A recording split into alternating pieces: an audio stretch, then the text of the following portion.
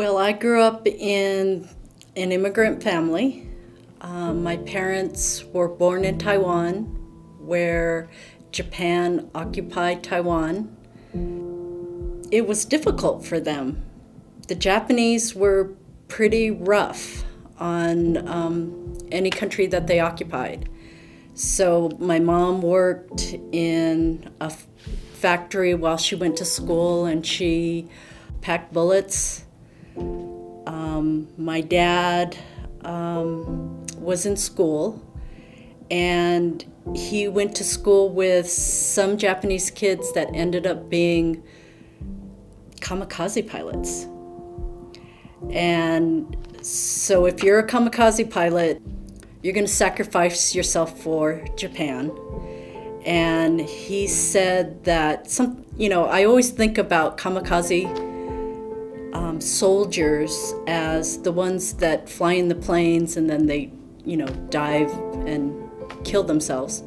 But he said they had submarines, little one-person submarines, and they would weld them shut, and then their job was to do as much for Japan as they could. So on the one hand, my dad was kind of abused by the Japanese, but then as the war kind of shifted, he had some compassion for some of the kids that he went to school with. The other thing about the war was either my father or his father, my grandfather, almost passed away during World War II. And there were 3 or 4 near-death experiences. My grandfather visited Japan while my dad was in high school. And at the time, the U.S. was bombing Tokyo. And my dad asked my grandfather to delay his trip back for 1 week because he wasn't sure when he would ever see him again. The war was getting kind of intense. And it turned out that the boat that my grandfather was going to take got sunk by the U.S. So that's the first one. Earlier than that, my dad had applied to go to the best engineering high school in Japan. So Japan's occupying Taiwan, everything's run by Japan. So the best engineering school was in Hiroshima. He didn't get in. He was really disappointed. He ended up going to a school in Tokyo, but we all know what happened in Hiroshima. The other event was when my father was staying in Tokyo, going to high school. All the buildings around him were getting bombed. For some reason, the 3 buildings all around him got leveled, except for the building that he stayed in when he went to high school.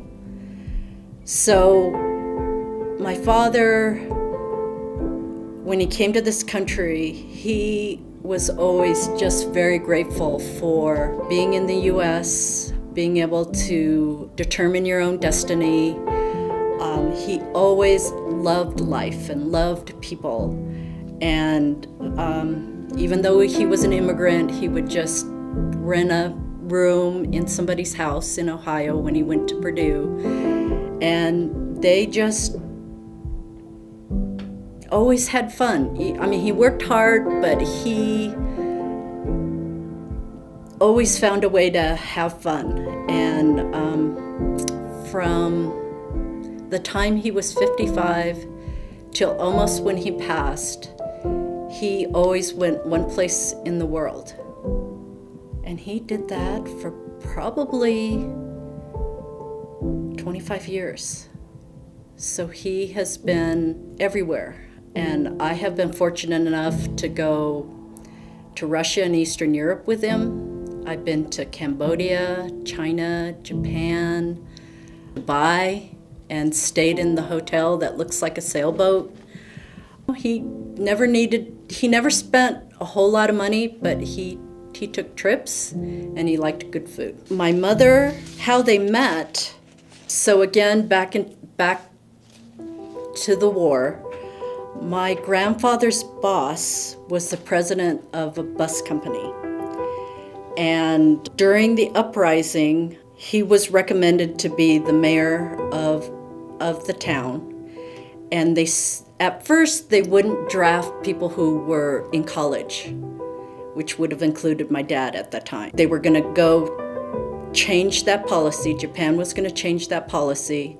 But he stood up to the Japanese and said, for the future of the empire, it's really important to have medical doctors and engineers. So they ended up backing off from the policy, but they got back at him by saying, "You're not in college." So they drafted him to the front lines of the Japanese army. Luckily, a general had heard about what he had done, and he made him like his assistant, so he was kind of protected during that time. And he made it through the war. He survived the war. But then when he came back, the Japanese, my grandfather had asked my father something about the Japanese were looking for him. And my grandfather asked my father to hide him, and to make sure he was, fed and all this, but to look out for him. So when things became safe, my grandfather felt indebted to my dad for taking care of him all that time. So he would ask him, "So you got a girlfriend?" And my dad was pretty shy, pretty quiet, and he said no.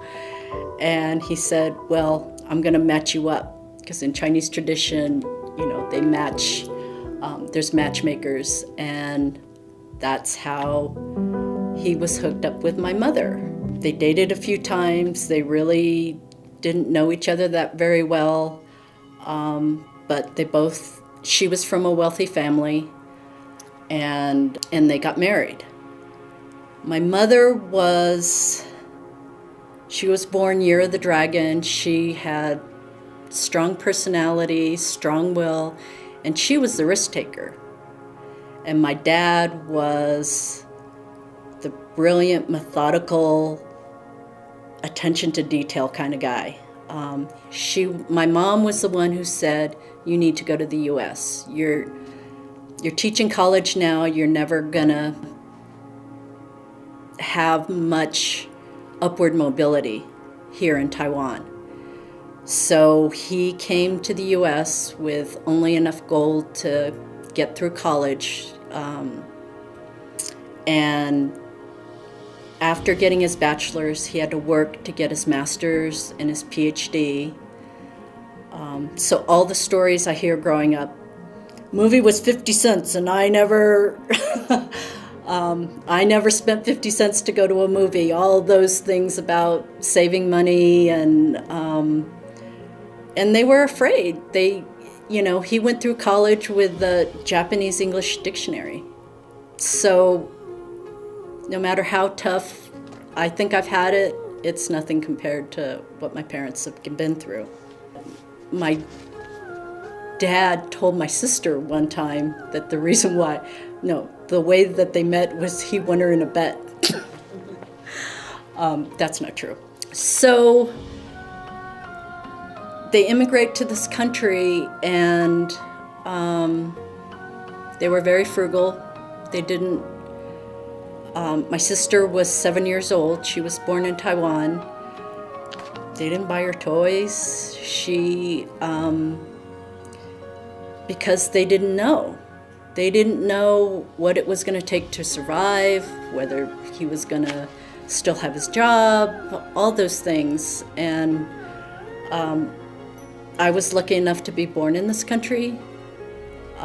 They were a little bit more secure by the time, I was going through school. And so I got a lot of the comforts that my sister never got. But my parents always taught me to save money. When they first came, my dad told my mother, "You can only spend 50% of my paycheck on supporting the household." And my mother did that. I can't say I'm that good at it, but I've been saving since I was 8 years old. And I hear my parents' voice in my head all the time about what it takes to be successful, what struggle really is. And I have a lot of respect for them for that.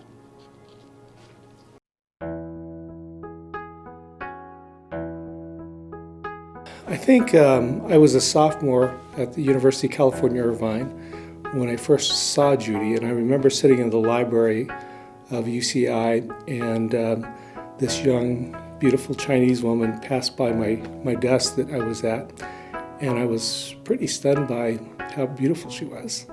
But I kind of filed that in the back of my mind. I really didn't know who she was, and it wasn't until I was in graduate school, my first year of graduate school, and she was a senior, and I was tutoring a statistics class, and I did review sessions. And she came to one of my review sessions, and that was the first time we really started having a conversation. So Paul and I first met in college. He was a statistics tutor at the time, and he gave the best review sessions before finals. And of course, I wanted to be efficient and do things the easy way.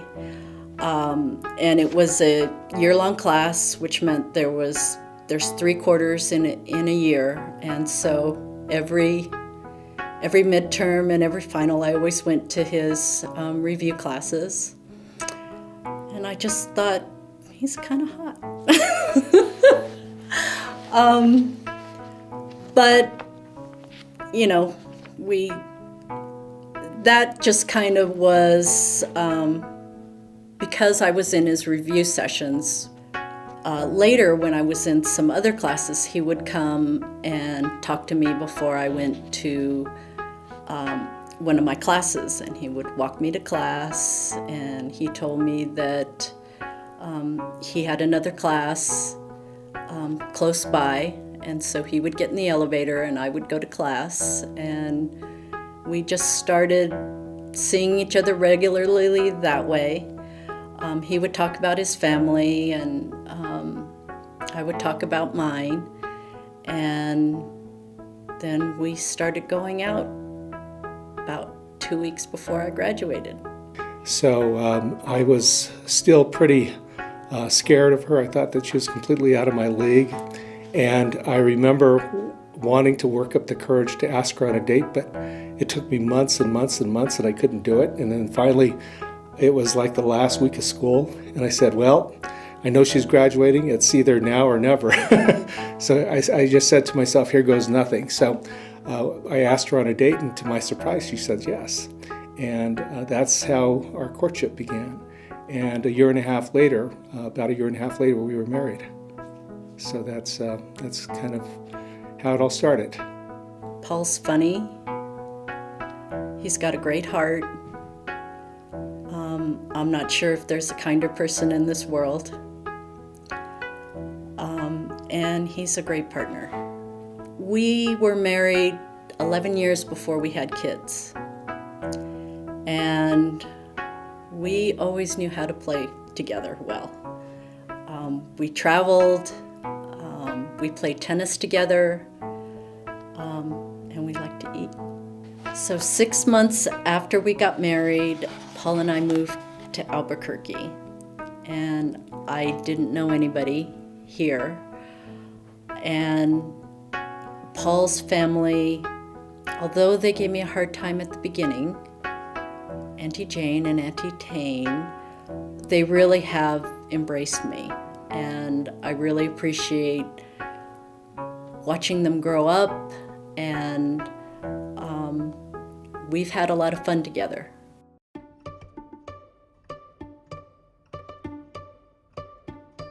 So tennis and my girlfriends are really part of my passions in life. Tennis is what I had when I moved here from California. Albuquerque was where Paul's family lived, where he grew up, and I really didn't know anybody. So I joined a tennis club and started playing leagues and playing tennis tournaments, and it's been close to 30 years. I've played with these women, and we've been through marriages, divorce, kids, grandkids, our parents passing, surgeries. Same thing with my girlfriends. They hold me up when I am depressed and I don't think that I can stay in my job, or I can handle all this travel. They're all my soft place to land. Tennis is something for me. We have traveled for sectional playoffs. We've been to nationals a couple of times. We're fairly competitive. But some years I'm at the top. Some years I'm lucky to be on the team. And we all understand that. We've all been all those places. And then we go shopping, we gossip, we talk, and just support each other when we're going through some tough times. My girlfriends come, and they've come to California when my parents passed and helped me clean out the house and go through everything. It's kind of an emotional time when you see all these memories and the things that they've saved, and it's just nice to have people who, just help you get it done and get through it. And I'm looking forward to spending more time doing both, playing tennis and hanging out with my girls.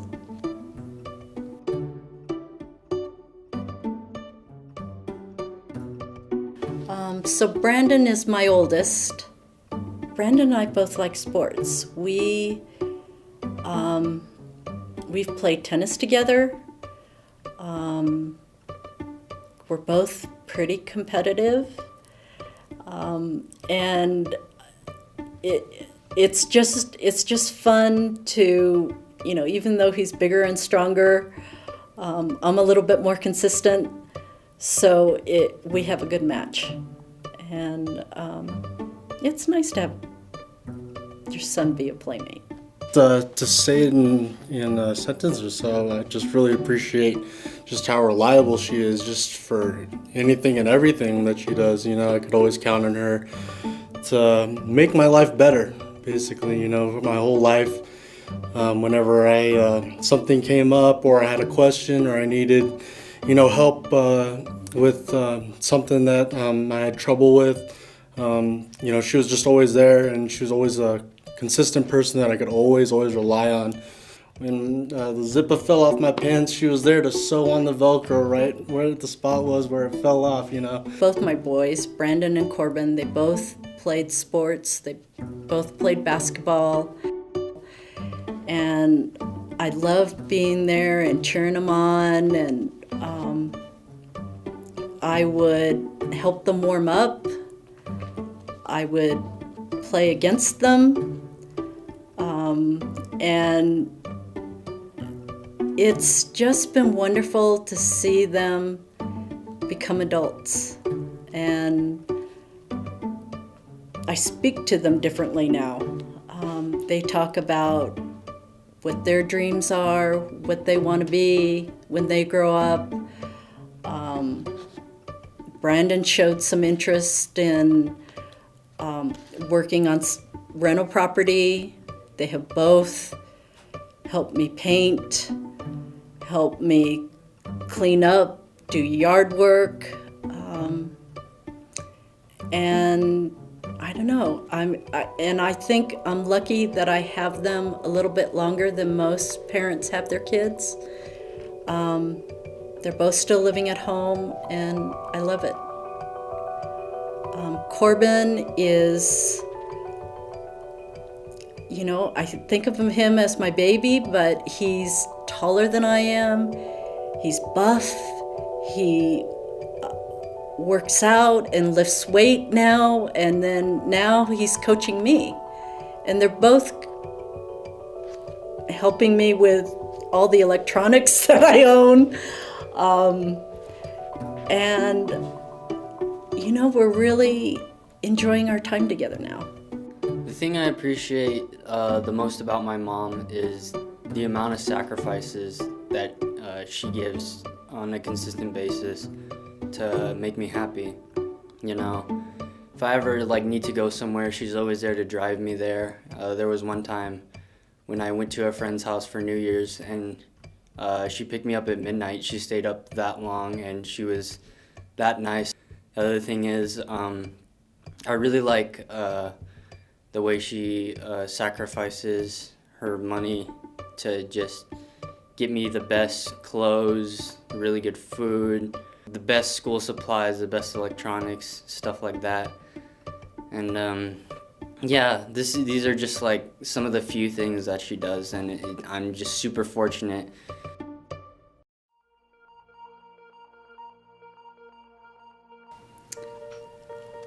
So I've had kind of a gypsy career. I've worked since I was 16. I've worked in retail. I've been a waitress. I worked for H&R Block. I've worked in public accounting. I worked at the studio for 3 years. And then I worked for Intel Corporation. And I got that job through a tennis friend. So she needed somebody who had some audit background, and that's how I got in. I got to travel the world because I worked in construction, and Intel was building all over the world. I went to Israel, I went to Ireland, I went to Singapore and Malaysia, Portland, Boston, spent a lot of time in Phoenix, and the corporate office in Santa Clara. It was an intense job, but I loved it. I had a lot of autonomy. I created the construction audit organization. I decided where we would audit. So of course I went to all the cool places. But when I had Corbin, all the travel became a little bit too much. And I had worked at the Department of Energy as an auditor before I went to Intel. And I asked if they would hire me back. And David Cedillo was my senior when I started in 1989, and he was there when I came back in 2004. He's been, my mentor all through my career till he retired last year. Joaquin was my boss and then my team leader partner. We live across the street from each other almost, and I think my time at Intel really made me appreciate what federal service has to offer. Intel taught me to write concisely.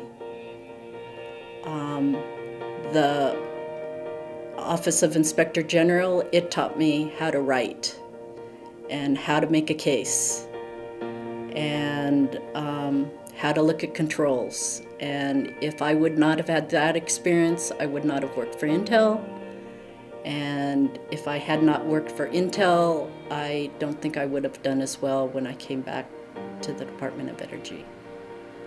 So I am grateful for all the work experience that I've had.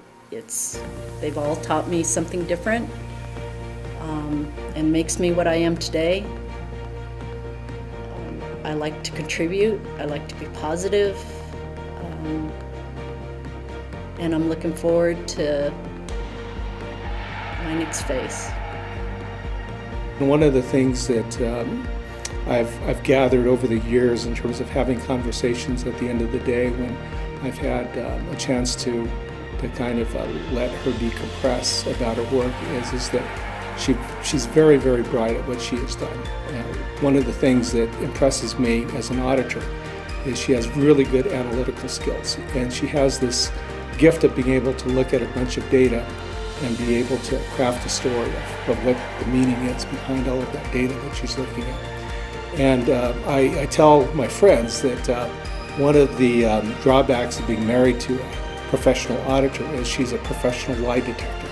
So it makes it very difficult for somebody like me to lie to her because she can sniff that out a mile away. So it's very challenging to be married to somebody like that because I always have to be truthful with her, because if I do lie to her, she knows from a mile away because that's what she does for a living. But she's very good at what she's done, and I know that her work has been regarded with respect and with admiration by many of her peers and the people that have evaluated her work over the years.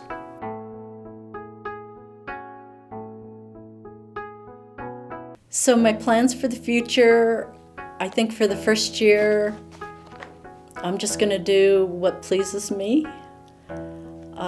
I've been saving money my whole life, and I think it's time to spend it.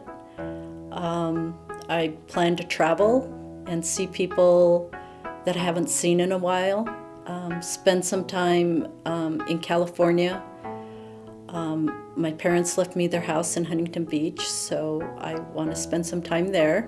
So my hopes for our marriage in the future is that I know that Judy is starting a new chapter in her life, and I know that for me, I'm probably going to need to make some adjustments as her husband. There'll probably need to be a different type of husband for her with this new chapter in her life than what we've been accustomed to. So I just hope and pray that I can adjust to be the husband that she needs me to be, and that we would just have a really great, uplifting marriage for the rest of our lives, and that I could just be there for her. And it's just a gift and a blessing that she's there for me. I am just so blessed as an individual to have a mother like her. Mom, congratulations on your retirement. You deserve this more than anybody. My mom is the hardest working person I know, and I think that that's the thing that I take away from her the most, is that she works very hard, she works very long hours, and still manages to support a family. That's just amazing to me, and that's why I want to congratulate my mother on this retirement. You deserve it the most. You're my biggest role model and my biggest inspiration in life.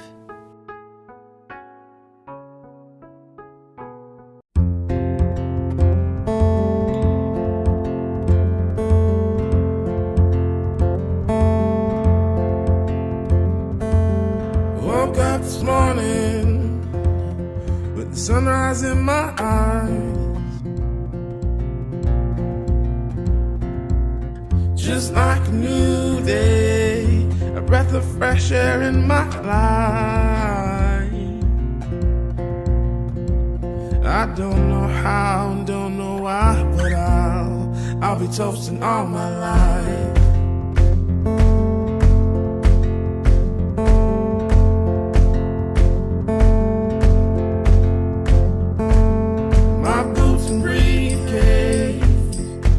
Waiting at the door, my ride sweeter to meet the one I love. I don't know how,